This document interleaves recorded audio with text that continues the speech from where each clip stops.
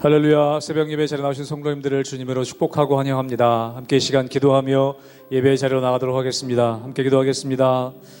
하나님, 우리가 어떤 상황에서도 주님만을 바라보기를 간절히 원합니다. 하루하루 우리가 지나갈 때마다 어려움이 있고 또 우리 삶 가운데 여러 가지 장애물들이 있지만 우리가 어떤 상황 속에서도 주님을 찬양하며 주님 말씀 따라 순종하기로 결단하며 나아가오니 이 시간 성령 충만함을 허락하여 주시옵소서. 새벽 예배하는 모든 성도들의 심령 가운데 말씀하여 주시고 성령으로 인도하여 주시옵소서. 모든 것 감사드리며 예수님 이름으로 기도하옵나이다. 아멘.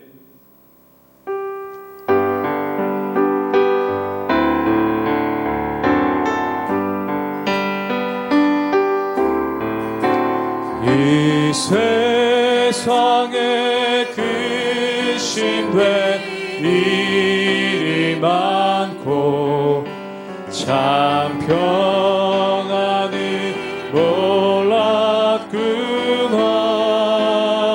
몰랐구나.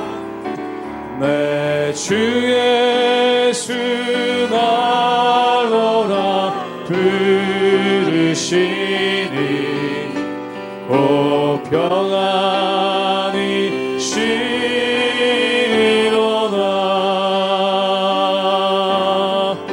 주 예수의 구원의 은혜로다. 참 기쁘고 즐겁구나. 그 은혜를 영원히 누리겠네. 곧 평안히 쉬리로다. 이 세상에 곤고한 일이 많고 이 세상에 곤고한 일이 많고 참 쉬는 날 없었구나. 주 예수 날 사랑하시니 주 예수 날 사랑하시오니 곧 평안히 쉬리로다. 주 예수의 구원의 은혜로다. 주 예수의 구원의 은혜로다. 참 기쁘고 즐겁구나. 그 은혜를 영원히 누리겠네. 곧 평안히 쉬리로다.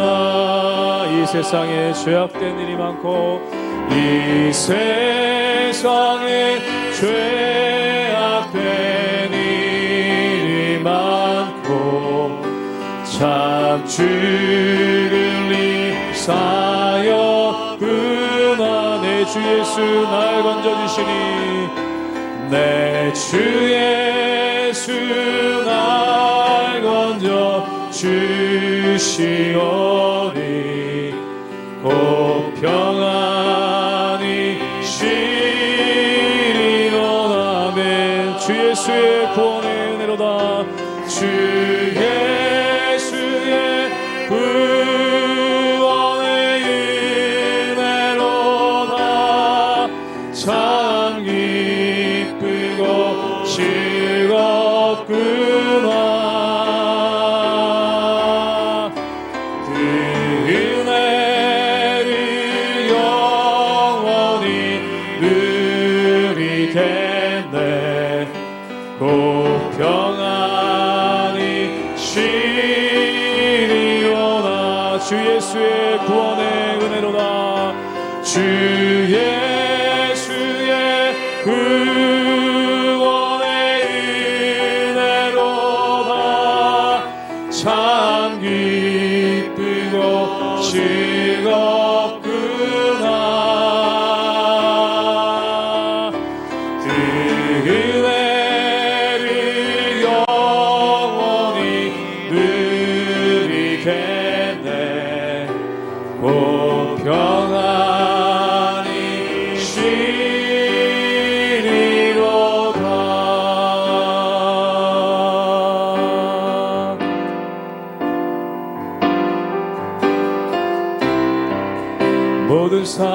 속에서 주를 찬양할지라 주를 찬양할지라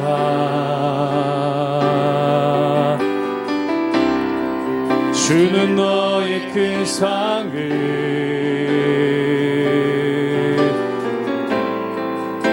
큰 도움이시라 주의 얼굴 구할 때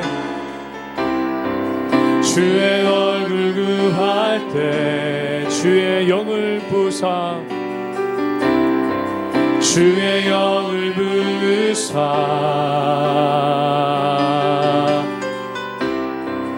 크신 사랑 안에서 주를 보게 하소서 주를 보게 하소서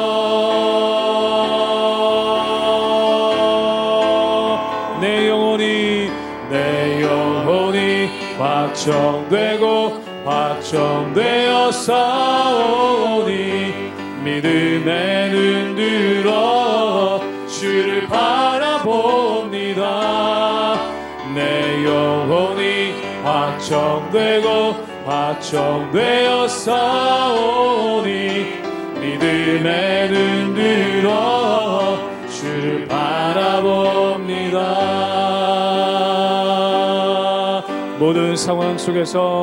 모든 상황 속에서 주를 찬양할지라 주를 찬양할지라 주는 너의 큰 상을 큰 도움이시라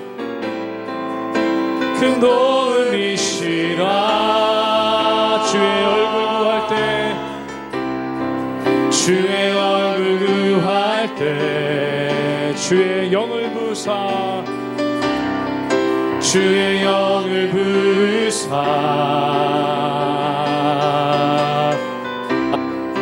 크신 사랑 안에서 주를 보게 하소서 주를 보게 하소서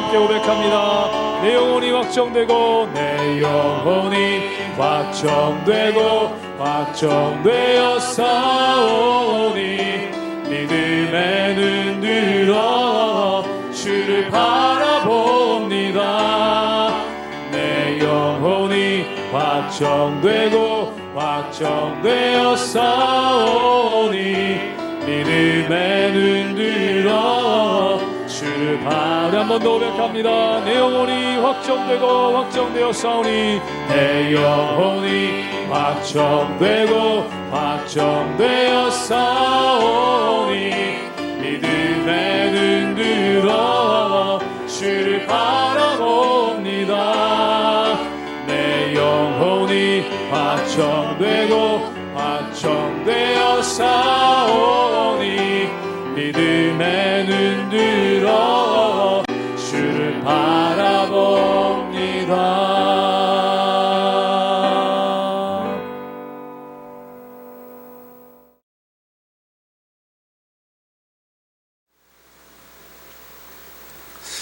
할렐루야 하나님의 은혜와 평강이 우리 성도님들 삶 가운데 날마다 가득 넘쳐나시기를 주님의 이름으로 축원합니다. 우리가 이 로마서를 통해서 알 수 있는 것은 바로 이것입니다. 육신의 일을 꾀하는 자는 사망으로 그리고 영의 일을 꾀하는 자는 생명과 영생 그리고 평안으로 나간다라고 말씀하고 있죠. 즉 다시 말해서 우리의 마음 가운데 우리의 생각 가운데 육신의 일들을 채우지 말고 하나님의 일 즉 영의 일들을 채우라는 것입니다. 그런데 여기에 한 가지 중요한 원리가 있습니다. 바로 성경의 원리는 비우는 데 핵심이 있는 것이 아니라는 것입니다.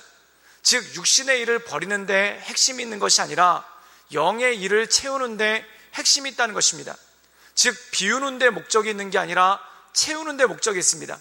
즉 영의 것을 채우면은 육신의 것이 우리 마음 가운데 사라지게 된다는 것이죠. 우리가 흔히 얘기해서 내려놓는다는 표현을 참 많이 합니다. 내려놓는다는 것은 무엇입니까? 선반에 있는 무엇인가를 치우는 것을 의미하죠. 즉 내 욕심을 내려놓고 내 욕망을 내려놓는다는 것입니다. 그럼 무엇을 위해서 내려놓는가? 그 선반에 하나님의 뜻을 또한 하나님의 것을 올려놓기 위해서 그 자리를 비우기 위해 내 욕심을 내려놓고 내 욕망을 내려놓는다는 것이죠. 만약에 우리가 하나님의 뜻을 사모하지 않는다면 그 선반에 올려놓을 곳이 없으니까 우리의 욕심을 내려놓을 이유가 없는 것입니다. 그런데 하나님의 것을 올려놓으려고 하니까, 또한 하나님의 뜻을 올려놓으려고 하니까 그 자리를 비우기 위해 어쩔 수 없이 내 욕심을, 내 욕망을 내려놓는다는 것이죠. 바로 하나님의 뜻에 따라 사는 것이 바로 이것이라는 것입니다. 즉 다시 말해서 비우는 데 목적이 있는 것이 아니라 채우는 데 목적이 있습니다. 그럼 무엇을 채워야 될 것인가? 바로 우리의 삶 가운데 하나님의 은혜를 채워가는 것, 또한 하나님의 역사심을 우리 삶 가운데 채워가는 것이 굉장히 중요하다는 것이죠. 그렇다면 우리에게 하나님의 것들을 채워간다는 것은 무엇이겠습니까? 그것이 바로 오늘 말씀 가운데 잘 나와 있습니다. 이 말씀을 통해 우리의 삶 가운데 하나님의 은혜를 채우고 하나님의 인도하신 가운데 나가시는 우리 모든 성도님들 되시기를 주님의 이름으로 축원합니다. 로마서 8장 12절에서 17절까지의 말씀입니다. 그러므로 형제들아, 우리가 빚진 자로 돼 육신에게 있어서 육신대로 살 것이 아니니라. 너희가 육신대로 살면 반드시 죽을 것이로되 영으로서 몸의 행실을 죽이면 살리니, 무릇 하나님의 영으로 인도함을 받는 사람은 곧 하나님의 아들이라. 너희는 다시 무서워하는 종의 영을 받지 아니하고 양자의 영을 받았으므로 우리가 아빠 아버지라고 부르짖느니라. 성령이 친히 우리의 영과 더불어 우리가 하나님의 자녀인 것을 증언하시나니, 자녀이면 또한 상속자 곧 하나님의 상속자요 그리스도와 함께한 상속자니, 우리가 그와 함께 영광을 받기 위하여 고난도 함께 받아야 할 것입니다. 오늘 말씀 가운데 보면은 성령의 역사에 대해서 우리에게 말씀하고 있습니다. 즉 하나님의 은혜를 우리 마음 가운데 채운다는 것은 무엇일까요?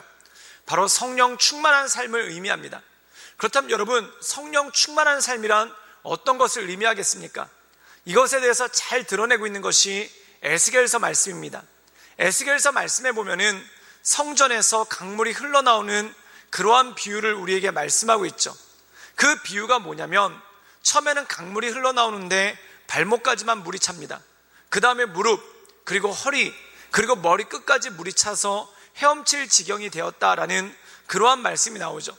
우리가 강물이 발목까지 차면은 조금 힘들기는 하지만 내 의지대로 걸어갈 수 있습니다. 또한 강물이 흘러서 무릎까지 오면은 많이 힘들긴 하지만 내 의지대로 걸어갈 수 있습니다. 그리고 강물이 허리까지 치면은 내 의지대로 제대로 움직일 수가 없죠. 그런데 이 강물이 머리 끝까지 넘쳐나면은 헤엄칠 지경이 되었다. 즉 강물에 떠내려가는 그러한 일이 생긴다는 것입니다. 성령 충만한 것도 마찬가지입니다. 하나님의 은혜에 떠내려가는 것입니다. 또한 하나님의 은혜 가운데 온전함으로 거하는 것입니다. 사랑하는 여러분, 사람이 사랑에 빠지면 어떻게 됩니까? 떠내려가는 것이죠. 즉 내 뜻과 내 의지가 아니라 그 사랑의 감정이 움직이는 대로 우리가 움직이게 된다는 것입니다. 즉 다시 말해서 우리가 그동안은 내 힘을 가지고 내 욕망에 따라 살았습니다. 그러나 성령 충만하게 되면은 내 욕망이 아니라 하나님의 뜻에 따라 나가는 그러한 삶이 우리에게 주어진다는 것이죠. 그렇다면 이렇게 성령 충만했을 때 우리에게 어떠한 역사가 일어나겠습니까? 우리 함께 로마서 8장 15절의 말씀을 함께 읽도록 하겠습니다. 제가 읽겠습니다. 너희는 다시 무서워하는 종의 영을 받지 아니하고 양자의 영을 받았으므로 우리가 아빠 아버지라 부르짖느니라. 오늘 말씀 가운데 보면 양자의 영, 즉 다시 말해서 성령이 우리에게 임했을 때 우리는 하나님을 아빠 아버지, 즉 자녀됨의 권세를 누리며 그것 가운데 나갈 수가 있다는 것입니다. 사랑하는 여러분, 자녀가 되었다는 것은 무엇입니까? 상속자라는 것이죠. 즉 다시 말해서 아버지의 것이 나의 것이 되고 또한 아버지의 뜻이 나의 뜻이 되는 그러한 모습 가운데 살아간다는 것입니다. 즉 다시 말해서 하나님 아버지의 뜻을 받들어 사는 것이 바로 우리의 삶이라는 것이죠. 그렇다면 하나님 아버지의 뜻을 받들어 산다는 것이 무엇이겠습니까? 우리 함께 로마서 8장 17절의 말씀을 우리 자막을 통해 보도록 하겠습니다. 제가 읽겠습니다. 자녀이면 또한 상속자 곧 하나님의 상속자요 그리스도와 함께한 상속자니 우리가 그와 함께 영광을 받기 위하여 고난도 함께 받아야 할 것이니라. 오늘 말씀 가운데 보면 상속자라고 나옵니다. 그런데 그 상속자가 무엇을 해야 되는가? 그리스도와 함께 고난을 받아야 된다는 것입니다. 사랑하는 여러분, 예수님은 누구십니까? 하나님의 아들이죠. 그래서 하나님의 아들로서 하나님의 뜻을 가지고 이 땅 가운데 오셨다는 것입니다. 그런데 하나님의 뜻을 가지고 오신 예수님께서 고난을 받으셨다는 것이죠. 그럼 무엇을 위한 고난인가? 이것이 정말 중요한 것입니다. 우리가 흔히 오해하는 것이 뭐냐면 고난을 위한 고난을 생각합니다. 그런데 예수님의 십자가의 고난은 결코 고난을 위한 고난이 아니었다는 것입니다. 그럼 무엇을 위한 고난인가?